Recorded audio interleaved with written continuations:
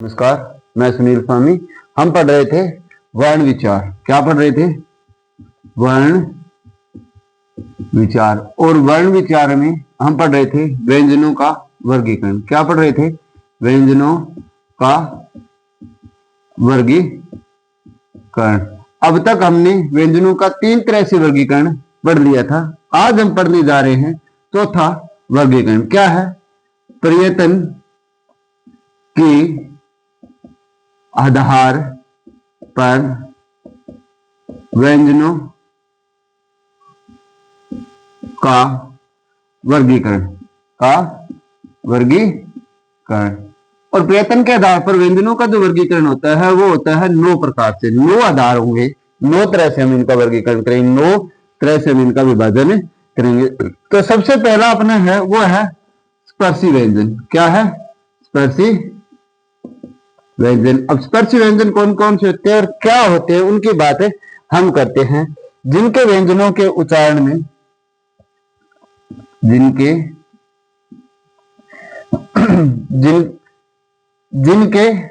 उच्चारण में, या हम ये कह सकते हैं जिन व्यंजनों के उच्चारण में, जिन व्यंजनों के उच्चारण में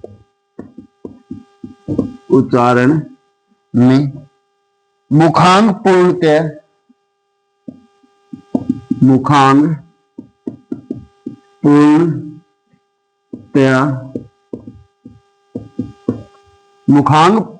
पूर्णतया स्पर्श करते हैं वे क्या कहलाते हैं? उन्हें स्पर्शी व्यंजन कहते हैं। उन्हें स्पर्शी व्यंजन कहते हैं। स्पर्शी व्यंजन कहते हैं यानी स्पर्शी व्यंजन क्या होते हैं? जिन व्यंजनों के उच्चारण में मुखांग पूर्णतया स्पर्श करते हैं उन्हें क्या कहते हैं? स्पर्शी व्यंजन कहते हैं। अब स्पर्शी व्यंजन कौन कौन से होते हैं या कितने होते हैं इनकी बात करते हैं। तो स्पर्शी व्यंजन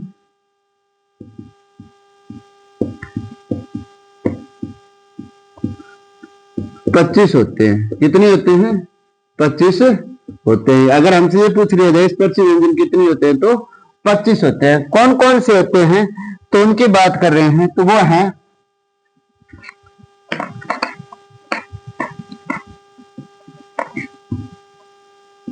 क, ख, ग, घ और अंग। च, छ, ज, झ, इ, ट, ठ, ड, ढ, अण, त, थ, द, ध और न, प, फ, ब, भ और म। ये क्या होते हैं? 25 स्पर्शी व्यंजन होते हैं। कितने होते हैं?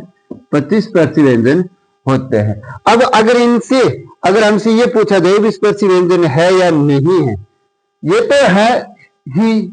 अगर इसमें एक प्रश्न के आधार पर भी हम इनको अलग कर सकते हैं। जैसे स्पर्शी व्यंजन है, इसमें से क वर्ग को हटा दिया जाए ना तो इनकी संख्या कितनी रहेगी? 20 रहेगी। अगर इनमें से पंचम वर्ण हटा दिया जाए तो कितने रहेंगे? 4 वर्ग हमने पहले हटा दिया तो 5 वर्ण तो हो गए। इसके बाद 4 हमने और हटा दिया तो कितने रह गए? तो शुद्ध स्पर्शी व्यंजन कितने होते हैं? शुद्ध स्पर्शी व्यंजन 16 होते हैं। कितने होते हैं? 16 होते हैं। अगर हमें यह पूछा जाता है, अगर वहां पर ऑप्शन में यानी जो विकल्प आते हैं उन विकल्प में अगर हमें 25, 20, 16 और 10 दिए हुए हैं तो हमें शुद्ध स्पर्शी व्यंजन पूछा गया है तो हम 16 बताएंगे। अगर हमसे ये पूछा जाता है ये 20 और 16 ऑप्शन में नहीं है तो 25 करेंगे। अगर 25 और 20 ऑप्शन में आ रहे हैं तो हमें उत्तर क्या करना पड़ेगा? 20 करना पड़ेगा। इसलिए स्पर्शी व्यंजन की संख्या हम 25 मान सकते हैं, हम 20 भी मान सकते हैं और 16। अब कैसे कैसे मान सकते हैं वो भी मैं आपको बता देता हूं। अगर 25 मानेंगे तो 25 तो हमें 500 वर्ग शामिल करने पड़ेंगे। अगर 20 मानने हैं तो कौन सा शामिल नहीं होगा? तो 4 वर्ग शामिल नहीं किया जाएगा। कौन सा शामिल नहीं किया जाएगा? 4 वर्ग शामिल नहीं होगा। ठीक, अगर आपसे नहीं होगा अगर आपसे 16 के बारे में पूछ रहा है तो कौन सा चयवर्ग तो शामिल होगा ही नहीं होगा, इसके साथ प्रत्येक वर्ग का पांचवा वर्ण भी शामिल नहीं होगा, पांचवा वर्ण भी शामिल नहीं होगा। क्यों नहीं होगा? इन पांचवें वर्ण को क्या बोला जाता है? नासिकीय कहा जाता है। ठीक, और चयवर्ग को क्या कहा जाता है? तो स्पर्श संघर्षी व्यंजन कहा जाता है। क्या कहा जाता है इनको? स्पर्श संघर्षी व्यंजन कहा जाता है। इसलिए अगर हमें सीधा प्रश्न पूछा जा रहा है कि स्पर्श व्यंजन कितनी होते हैं तो हमें 25 बताने हैं। अगर हमसे ये पूछा जा रहा है 25 की जगह न पूछकर हमें 20 पूछा जा रहा है तो इसमें शामिल कौन सा नहीं है? तो चयवर्ग नहीं है। एक प्रश्न के आधार पर मैं आपको समझाता हूं, तब आपके समझ में आ जाएगा। प्रश्न देखिए, एक प्रश्न क्या बनेगा? निम्नलिखित में से प्रश्न बनेगा, निम्नलिखित में से स्पर्श व्यंजन नहीं है, स्पर्श व्यंजन नहीं है।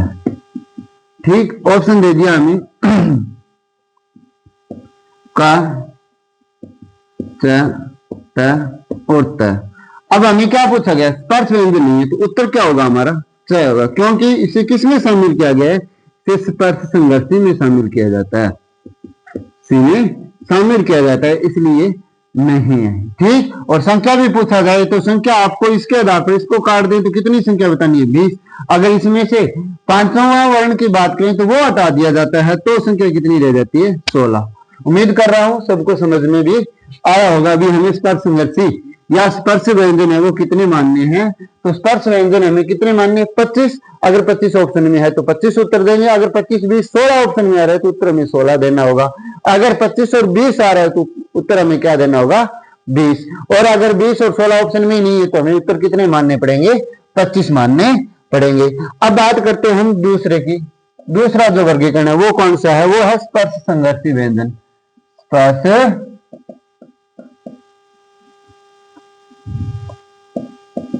संघर्षी व्यंजन। अब स्पर्श संघर्षी व्यंजन कौन से होते हैं? कि वे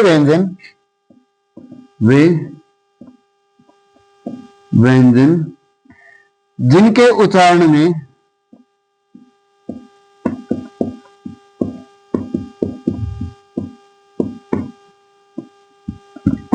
मुखांग परस्पर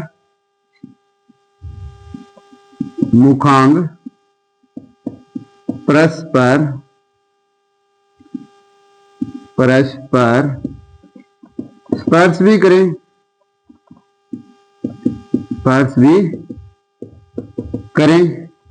तथा संघर्ष भी करें। स्पर्श भी करें तथा संघर्ष भी करें, या ऐसे लिख सकते हैं स्पर्श भी करें तथा मुख से बाहर निकलने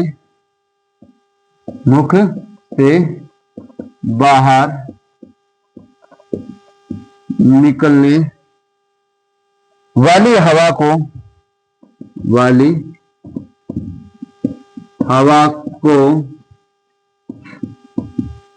संघर्ष का सामना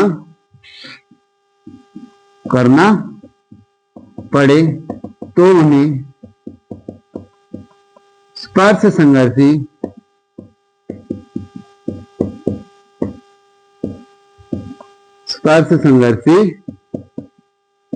व्यंजन कहते हैं। क्या कह रहे हैं? कि वे व्यंजन जिनके उच्चारण में मुखांग पर स्पर्श भी करें तथा मुख से बाहर निकलने वाली हवा को संघर्ष का सामना करना पड़े तो उन्हें क्या कहा जाता है? स्पर्श संघर्षी व्यंजन कहा जाता है। अब स्पर्श संघर्षी व्यंजन की संख्या कितनी होती है? अगर आपसे पूछा जाए स्पर्श संघर्षी व्यंजन कितने होते हैं? तो 5 होते हैं। अब 5 कौन कौन से होते हैं? च, छ, ज, झ और ई। अगर इसको हटा दिया जाए तो इनकी संख्या कितनी होगी? 4। तो मूल रूप से कितने होते हैं? 4 ही होते हैं। स्पर्श संघर्षी व्यंजन कितने होते हैं? मूल रूप से 4 ही होते हैं। और वैसे इनकी संख्या कितनी मानी जाती है? अगर इन्हें को शामिल किया जाए तो 5 मानी जाती है, लेकिन मूल रूप से इतनी ही होती है। कितने होते हैं? मूल 4 ही होते हैं। स्पर्श संघर्षी व्यंजन कितने होते हैं? तो 4 होते हैं। ठीक, अब अगला वर्गीकरण देखते हैं कौन सा है इसका। तो अगला वर्गीकरण है अंतस्थ। अंतस्थ अंतस्थ व्यंजन किसे कहते हैं? तो अंतस्थ वे ध्वनियां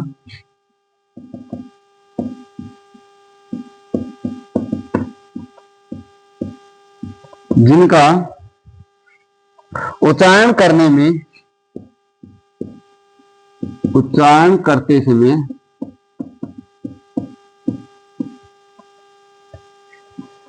मुखांग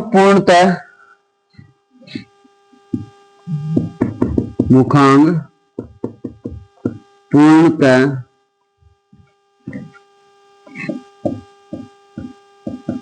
स्पर्श न कर आंशिक रूप से स्पर्श करते हैं,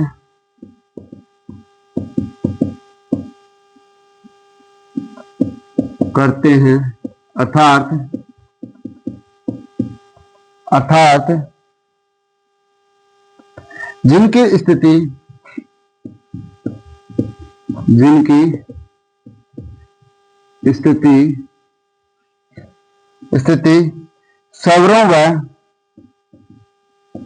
स्वरों व व्यंजनों के बीच की होती है,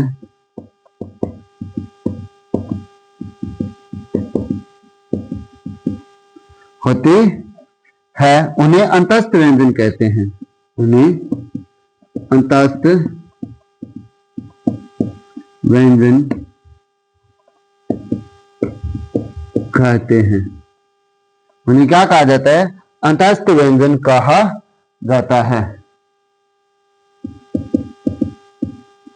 ठीक, यानी वे वर्ण जिनका उच्चारण करते समय मुखांग पूर्णतः न तो स्पर्श कर रहे हैं, आंशिक रूप से स्पर्श कर रहे हैं, जिनकी स्थिति कैसी है? स्वरों व्यंजनों के बीच की होती है, क्या कहा जाता है? अंतस्थ व्यंजन कहा जाता है। तो अंतस्थ व्यंजन कितने होते हैं?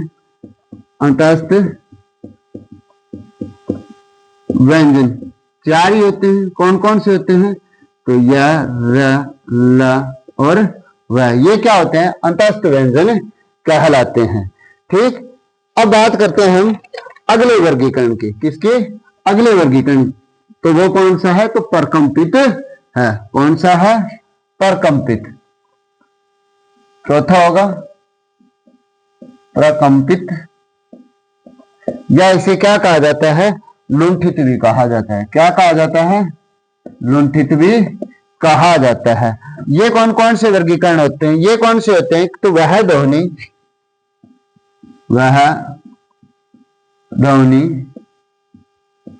जिनके उच्चारण में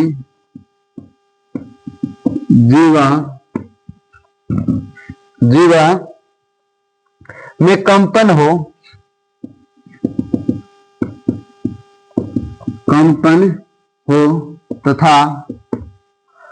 हो तथा जीवा ऊपर की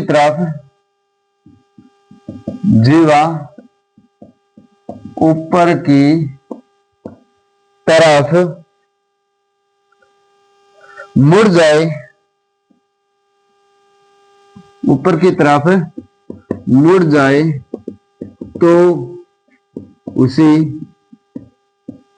परकंपित या लुंठित कहते हैं। ठीक, वह ध्वनि जिनके उच्चारण में जीवा में कंपन हो तथा क्या हो? जीवा है वो ऊपर की तरफ मुड़ जाए, तो उन्हें परकंपित या लुंठित वर्ण कहते हैं या व्यंजन कहते हैं। यह केवल एक ही है। तो वो कौन सा है? वो है र। परकंपित या लुंठित कौन सा होता है? र होता है। बहुत बार प्रश्न भी पूछा गया है भी परकंपित या लुंठित वर्ण कौन सा है? वो कौन सा होता है? र होता है। अब अगला वर्गीकरण हमें करने जा रहे हैं, तो वो कौन सा है? वो होगा पार्श्विक व्यंजन। कौन सा है? 5 नंबर है पार्श्विक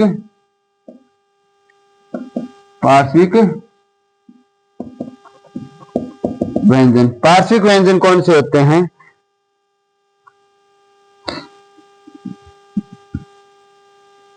पार्श्विक जो बना है वो बना किससे है? तो पार्श्व धन इक से बना है। किससे बना है?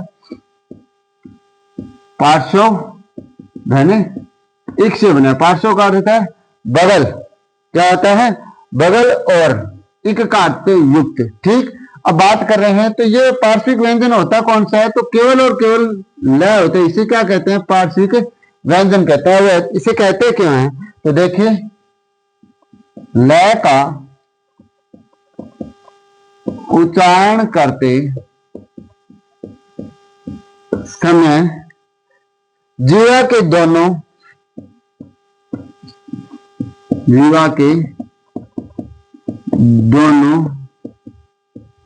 पार्श्व यानी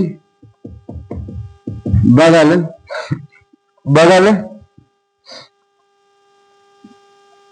भागों, पार्श्व भागों से हवा बाहर निकलती है। हवा बाहर निकलती है।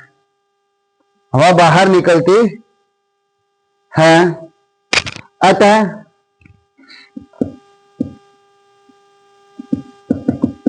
ल पार्श्विक व्यंजन होता है। यानी हम बात कर रहे हैं पार्श्विक व्यंजन, तो पार्श्विक व्यंजन होता कौन सा? ल होता है। यानी पार्श्व का अर्थ है बगल और इक का अर्थ है युक्त। ठीक, यानी ल का उच्चारण करते समय जैसी जीवा के दोनों पार्श्व यानी बगल से क्या निकल जाती है? हवा बाहर निकल जाती है। अतः ल क्या है? पार्श्विक व्यंजन होता है। ठीक, अब बात करते हैं अगले वर्गीकरण की। तो अगला वर्गीकरण कौन सा है? तो अगला वर्गीकरण है अर्धस्वर। क्या है? अर्धस्वर। अर्धस्वर कौन से होते हैं?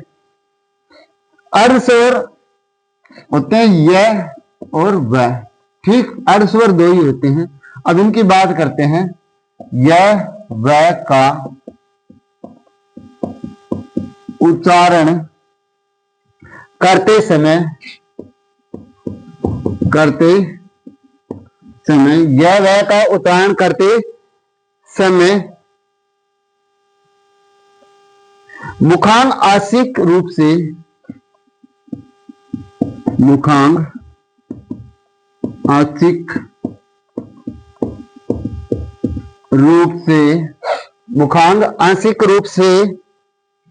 भी कम स्पर्श करते हैं। अतः इन्हें अर्धस्वर कहते हैं। यानी हम बात किसकी कर रहे हैं? तो अर्धस्वर की बात करते हैं। अर्धस्वर कौन से होते हैं? दो ही होते हैं, य व। प्रश्न पूछा गया कि अर्धस्वर कौन सा है, निम्न में से अर्धस्वर है या नहीं? तो य व दो ही होते हैं। और य व का उच्चारण करते समय मुखांग है ना, वो आंशिक रूप से भी कम स्पर्श करते हैं मुखांग को। ठीक, मुखांग को आंशिक रूप से भी कम स्पर्श करते हैं। तो इन्हें क्या कहा जाता है? अर्धस्वर कहा जाता है। तो अर्धस्वर होते कौन कौन से हैं? अर्धस्वर की संख्या पूछ लिया जाएगा, कितनी होती है? 2। और होते कौन से हैं? य और व। कौन से होते हैं? य और व। ठीक, अगला वर्गीकरण हम पढ़ते हैं। अब अगला वर्गीकरण कौन सा है?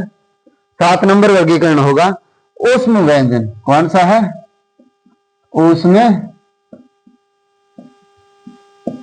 व्यंजन।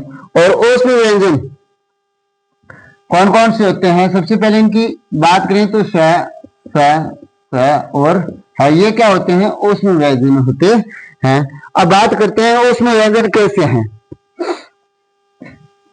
स है का उच्चारण करते समय कंठ संकीर्ण हो जाता है, कंठ संकीर्ण हो जाता है तथा हवा ग्रेषण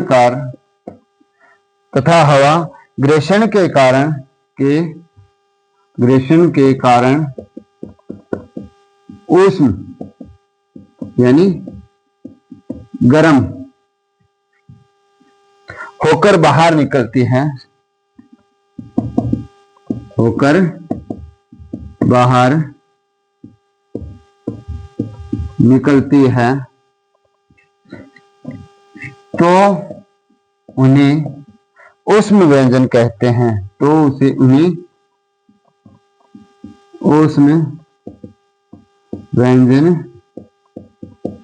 कहते हैं।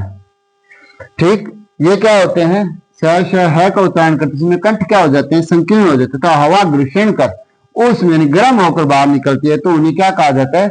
ऊष्म व्यंजन कहा जाता है। और ऊष्म व्यंजन की संख्या पूछी जाए तो वो कितनी होगी? 4 होगी। और कौन कौन से होते हैं? तो श है, ये क्या होते हैं? ऊष्म व्यंजन होते हैं। अब बात करते हैं अगले वर्गीकरण की। 8वां वर्गीकरण कौन सा है? 8वां वर्गीकरण है। तो 8वां वर्गीकरण कौन से होते हैं? उसका नाम होता है उत्क्षिप्त या इसे क्या कहा जाता है? ताड़न जात कहा जाता है, या इसे क्या कहा जाता है? से विकसित कहा जाता है। विकसित इसे क्या कहा जाता है? द्विगुण व्यंजन भी कहा जाता है। यानी एक ही के नाम है, जिसे क्षिप्त कहा जाता है, ताड़नजात कहा जाता है, विकसित भी कहा जा सकता है और द्विगुण व्यंजन भी कहा जा सकता है।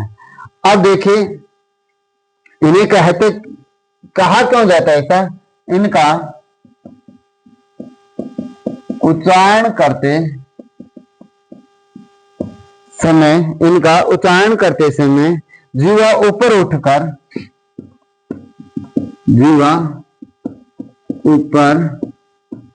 उठकर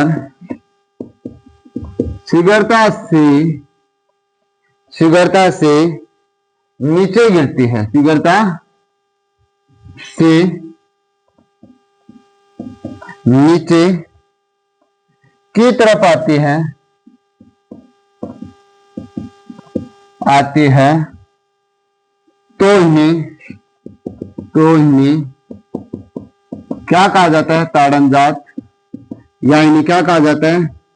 उत्क्षिप्त, या इन्हें विकसित, या इन्हें क्या कहा जाता है? द्विगुण व्यंजन कहते हैं। ठीक, एक बात और है, इनसे कोई भी वाक्य शुरू नहीं होता। विशेष बात है, इनसे कोई भी शब्द शुरू या आरंभ नहीं होता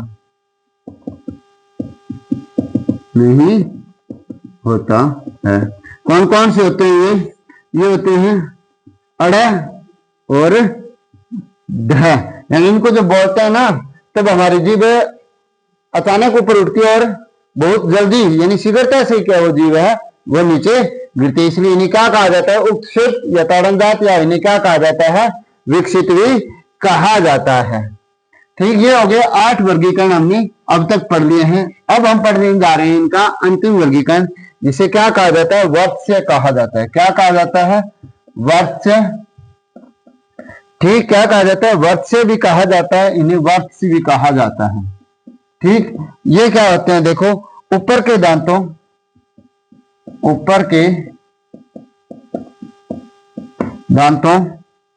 तथा मसूड़ों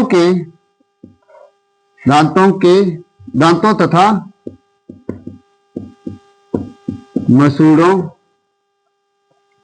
मसूड़ों के संधि स्थल से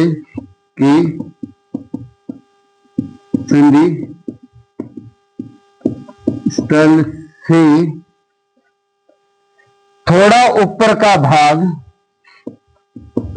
थोड़ा ऊपर का भाग, दांतों और मसूड़ों के संधि स्थल से थोड़ा ऊपर का भाग वत्स कहलाता है। का भाग क्या कहलाता है?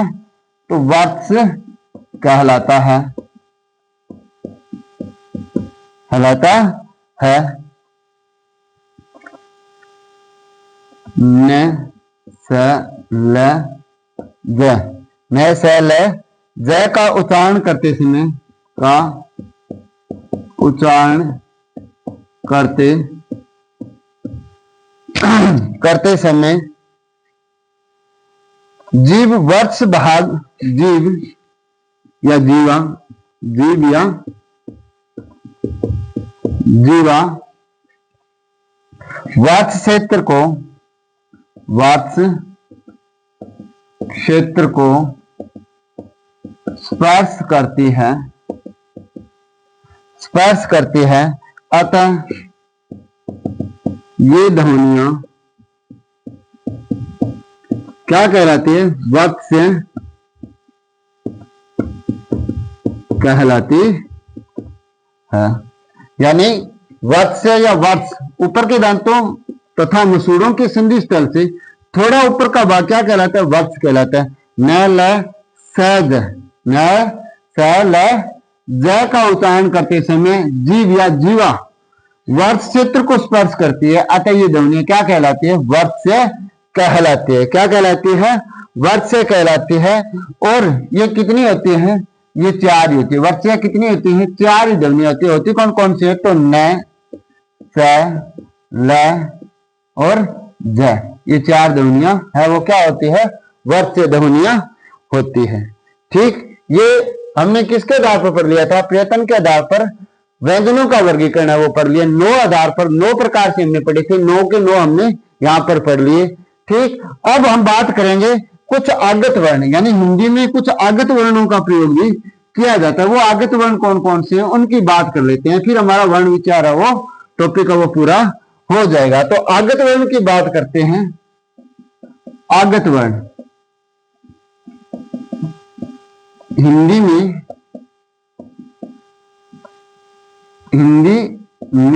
आगत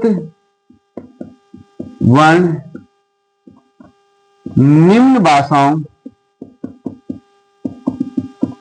से ग्रहित है।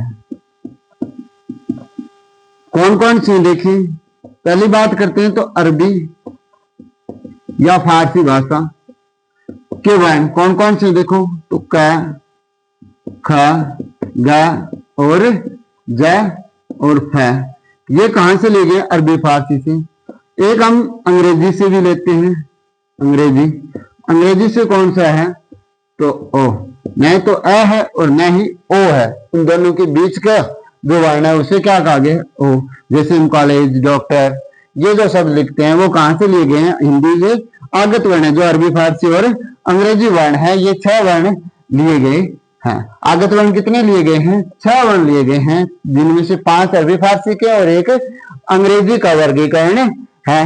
ये अपने सारे के सारे क्या हो गए? वर्ण विचार का जो टॉपिक है वो पूरा हो गया। अगर वीडियो अच्छा लगे तो लाइक, शेयर, कमेंट करें। धन्यवाद।